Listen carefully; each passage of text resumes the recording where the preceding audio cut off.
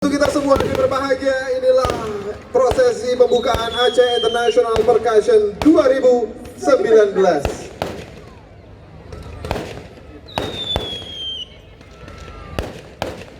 Baik, kami persilakan untuk foto bersama terlebih dahulu.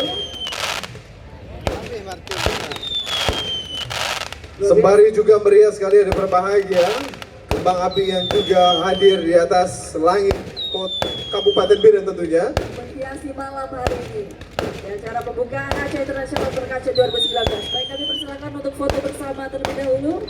Gendron lah kak di bawah. Yang